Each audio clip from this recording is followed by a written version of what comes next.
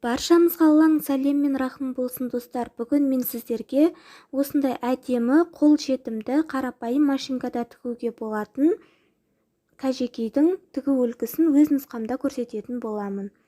Міне алдымен өзіміздің кеуде, бел, бөксе айналымызды өлшеп анықтап аламыз.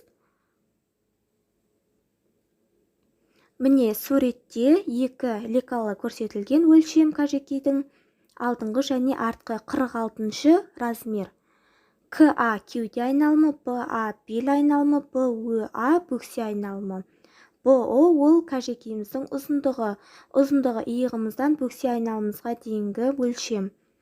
Бәрін сандарды көріп тұрсаңыз 26, 18-5 метровканы алып осылай өлшеп, артығын қиып, осында екі өлшемді қиып дайындап аламыз.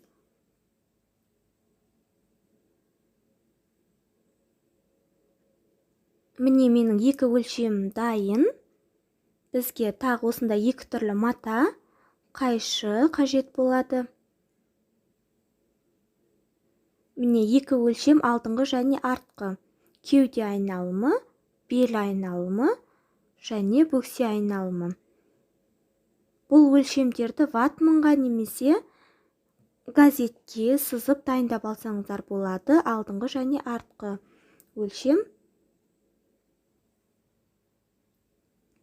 Міне осындай велюр матасын сатып алдым. 1000 теңге.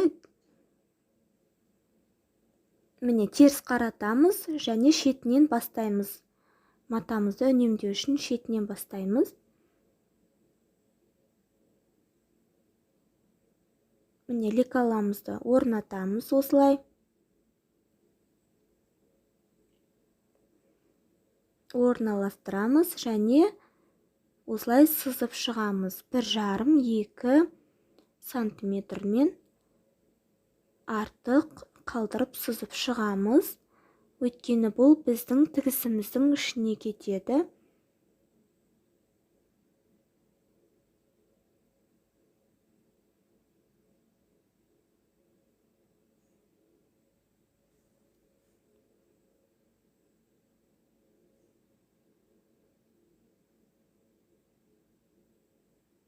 Және осылай қиып аламыз. Алдыңғы және артқы өлшемнің айырмашылығы байқап тұрғандарыңыздай, міне осы жері ойық болады. Бұл алдыңғы өлшем. Мойын жағы ойық болады.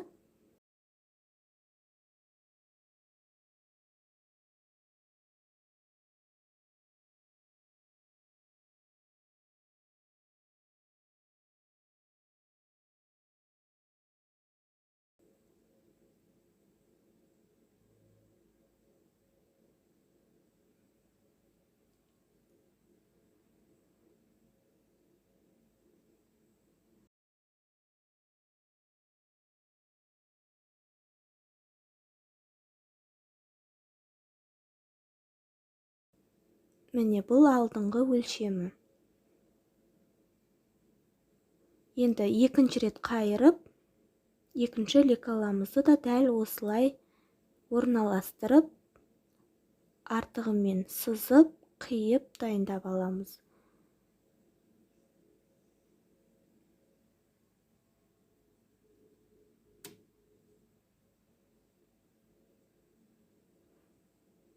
Кәсіби тігінші емеспін.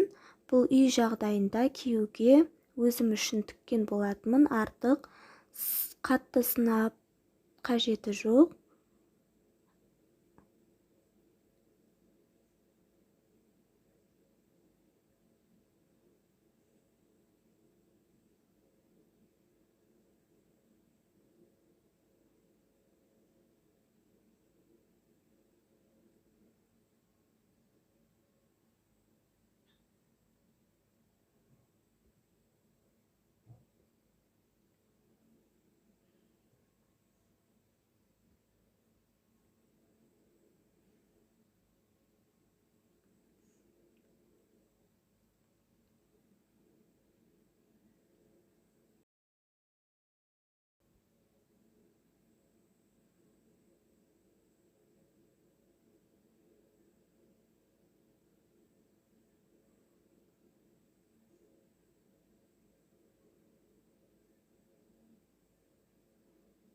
Міне дайындап алдық артқы өлшемі.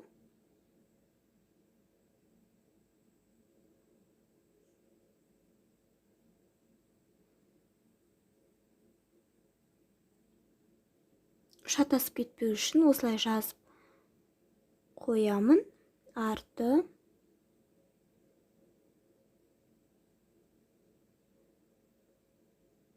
спинка,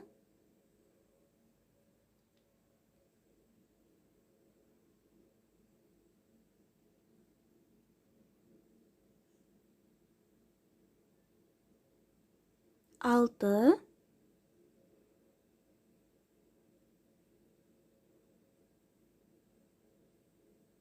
полочка.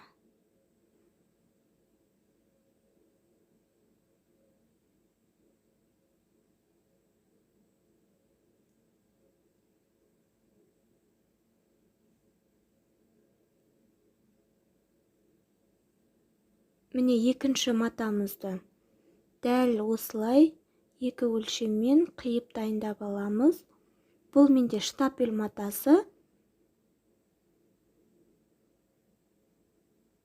Алдында айтып өткенде велюр матасын 1000 теңгеге 1 метрін сатып алдым. Осы штапель матасы да 1 метр 1000 теңге. Қажекейтті өлшеп алғаннан соң әжептәуір қалады екен артық.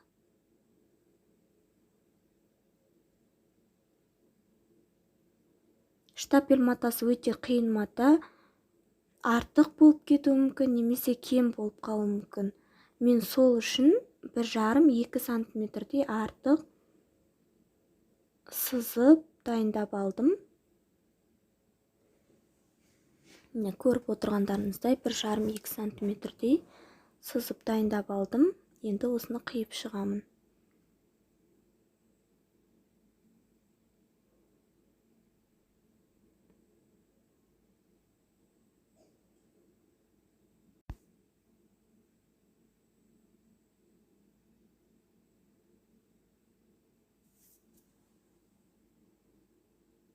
Бұл бізде астары болып келеді.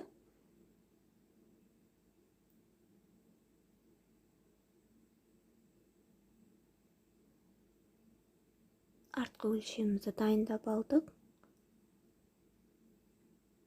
Тағы бір қайырып, екінші өлшемді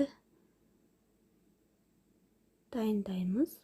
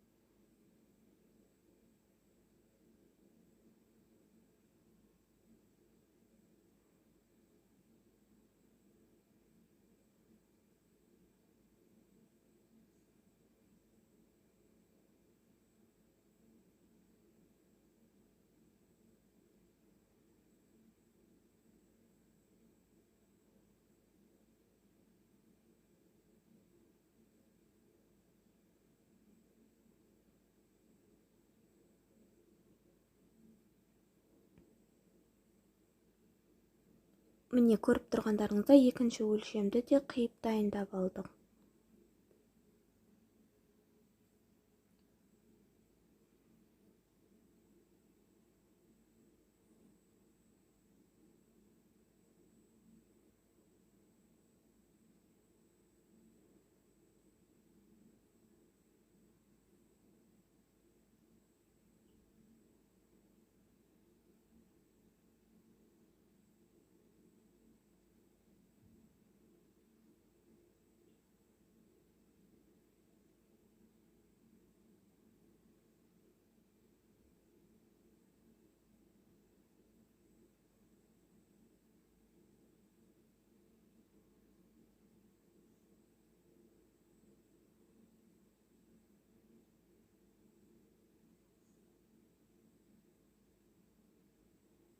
Міне екі матамызды осылай бір-біріне біріктіріп орналастырамыз.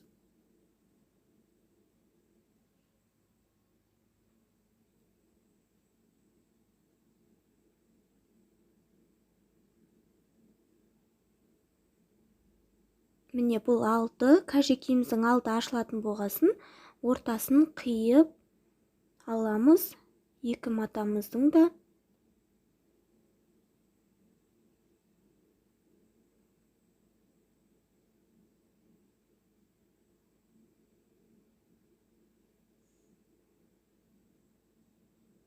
Ал артқы бөлігі сол күйінде қалады. Теріс жағынан, екі матамызды да теріс жағынан осылай қоямыз.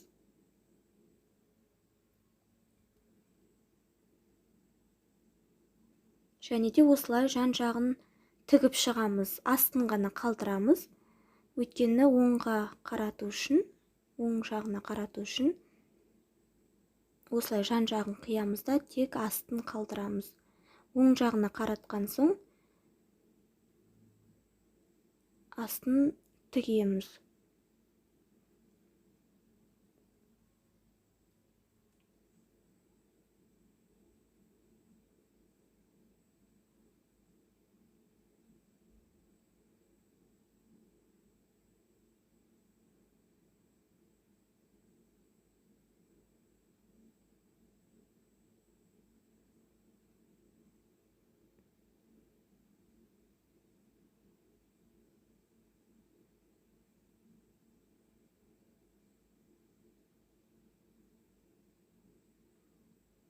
Міне жан жақтарын тігіп алдық, оңға қараттық. Енді екіншісін бәрін дәл солай тігіп аламыз.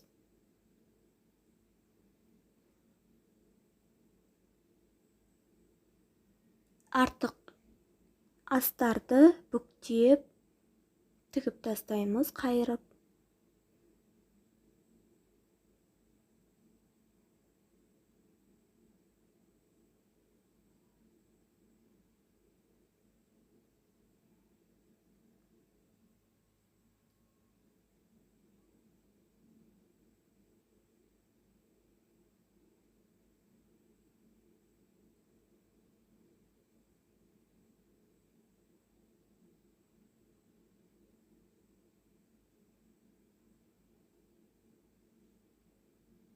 Міне дайын.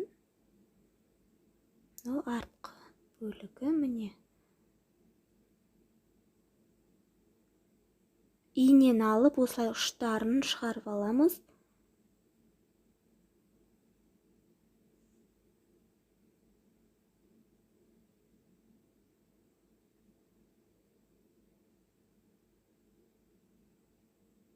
Ұштарын шығу керек, өйткені олар бір-біріне үйлесу керек. Қазір бәрін бір-біріне қосатын кезде бір-біріне үйлесіп тұруы қажет. Міне осылай.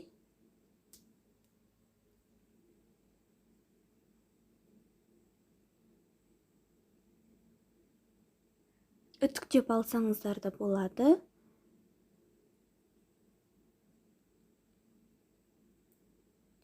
Міне екі алдыңғы жағын,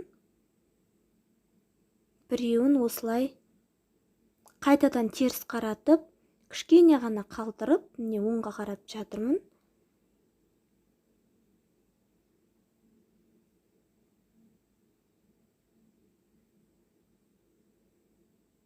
Кішкене ғана ашық қалдырдым. Оны ең соңда тігіп тастаймыз.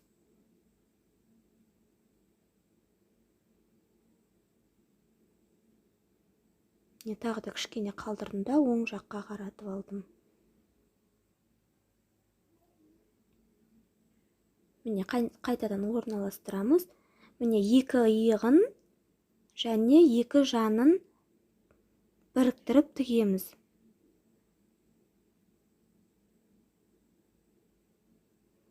Егер оверлок болса, сіздерде машинкаңыз соңғы үлгідегі немесе жақсы тігетін болса, міне осылай оверлокпен тігіп тастасаңыздар болады, көрінбейді.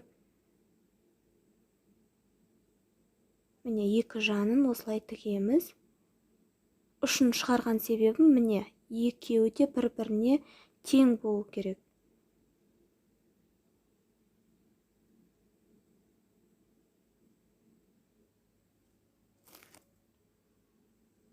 Міне бір шетін дайындап алдым. Енді екінші шетін де солай тігіп шығамыз.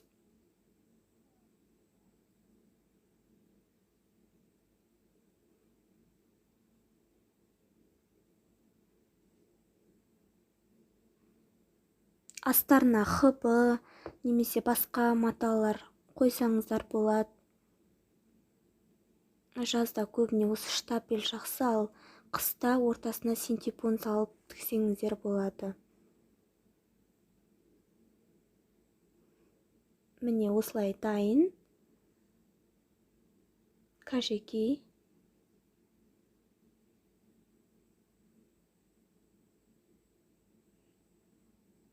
Астарымыз көрініп тұрмау үшін жан жағын тігіп шығамыз.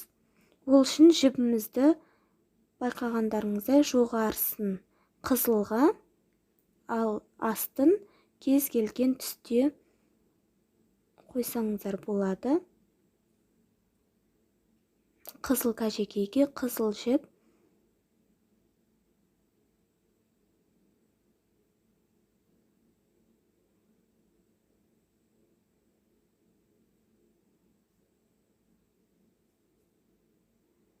Машинкам ескі болғандықтан қатты сынамауларыңызды өтінемін.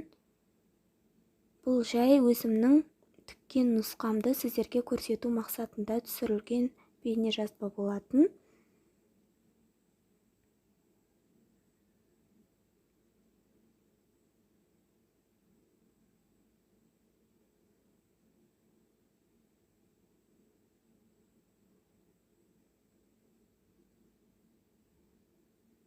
Міне осылай айналдыра тігіп шығамыз.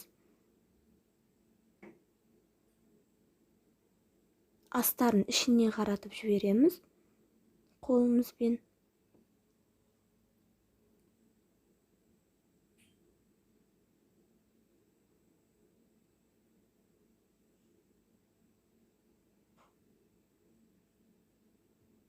Міне бағана кішкене қалдырып кеткендерді осы жан жағын тіккен кезде ішіне қаратып үстінен тігіп жібереміз.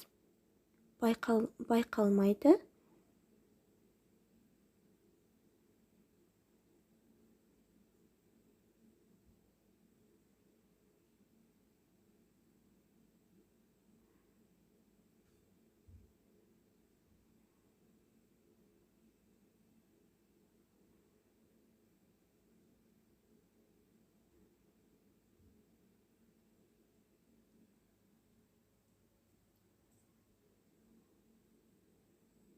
Міне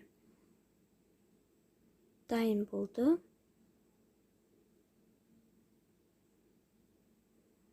Енді жең жағын оны да осылай айналдыра тігіп шығамыз.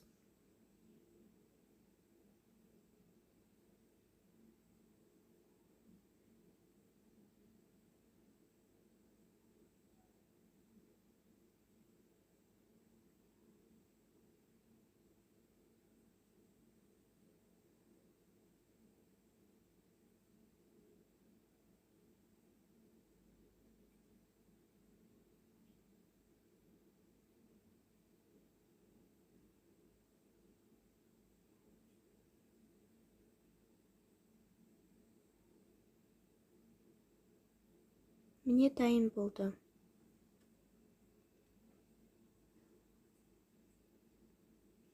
Енді мен өз қалауыңызша сіз кажекейдің бетін алдыңғы жағын өз қалауыңызша тастармен әрлеп сәндесеңіздер болады. Мен қалта жасауға кірістім. Әркімнің өз қалауы бойынша безендіреді.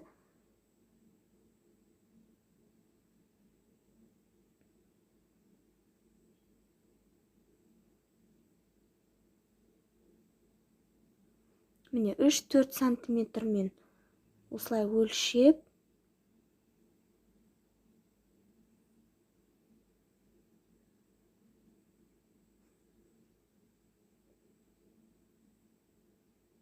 қиып аламыз екі матамыздан да.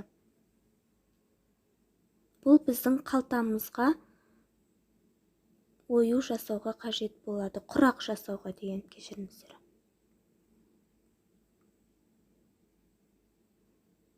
Егер 3 сантиметр деп алсаңыздар,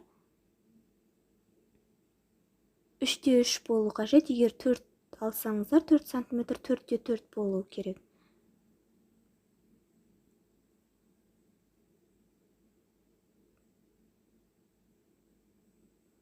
Теңдей болу керек екі жағы.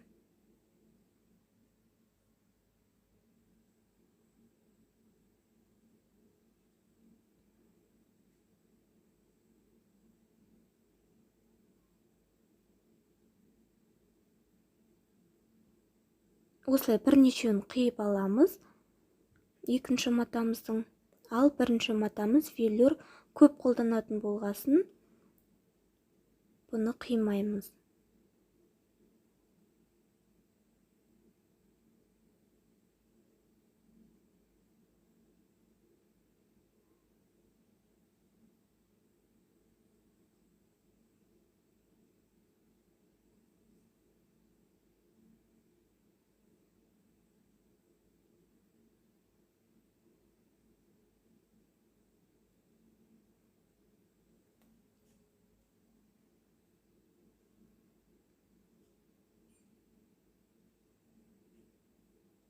Көз мөлшерімен осылай қиып алсаңыздар болады.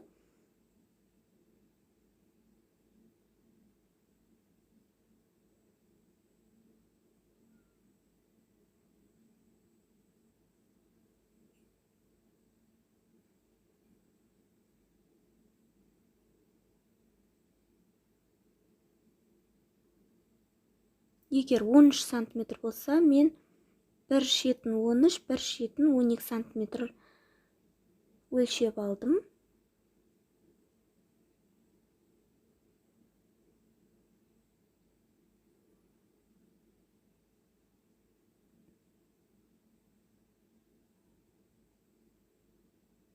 Негізі қалта қою жоспарда болмаған, ойламағанмын.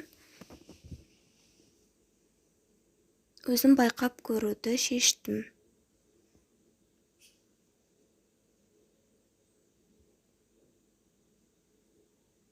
Екі матамызды бірдей өлшемде қиып аламыз.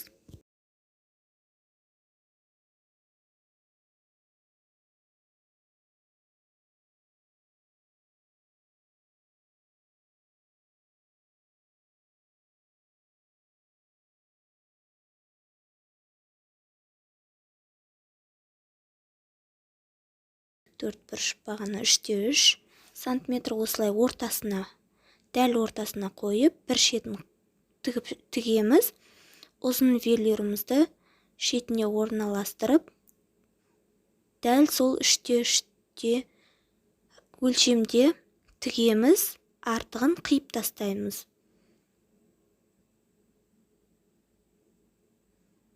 Дәл осылай төрт жағына қиып шығамыз, тігіп шығамыз. Әр тіккен сайын қиып отырамыз. Төрт жағына тіктім. Енді осындай матаны осы төрт жағына бір-біреуден қойып шығамыз. Төрт қырына дәл ортасымен тігіп қойып шығамыз. Бұл сіздерге жоғарыдан түсірілген соң анық көрініп тұрған жоқ. Алдағы уақытта мен қалта үшін бөлек видео түсіретін боламын.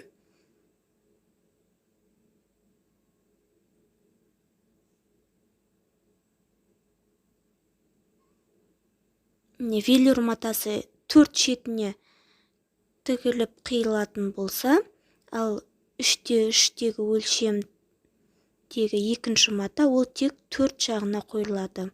Төрт қырына қойылады және дәл ортасымен тұрады.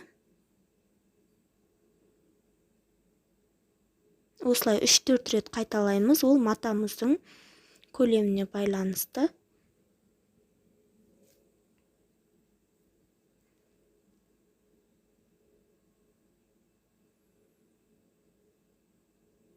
жоғарыдан түсірілген соң бұл түсініксіз болып тұрғанына күмәнім жоқ.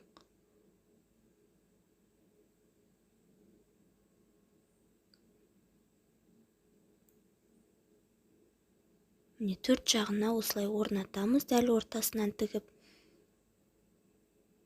Міне төрт қырына.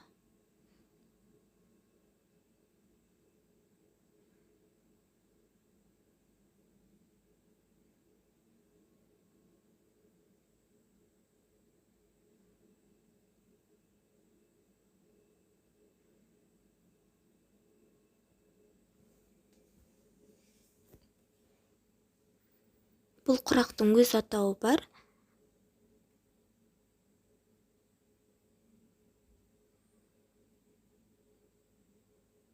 Міне дайын. Енді астында тігісіміз көрінбеу үшін екінші матамызды біріктіріп, бір шетін қайырып тігеміз. Ол біздің қалтамызды орнатқанда үстінен қарағанда астары көрінбеу үшін. Енді жан жағын осылай ішіне қаратып тігіп шығамыз.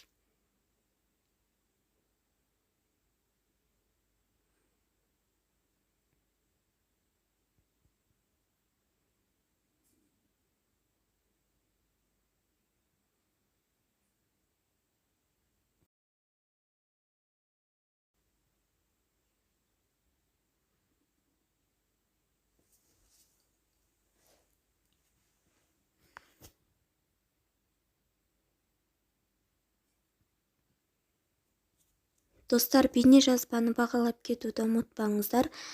Егер сындарыңыз болса, пікірлеріңіз болса, комментарияға жазып кетіңіздер. Мен бәрін оқып түзететін боламын, түзейтін жерлер болса.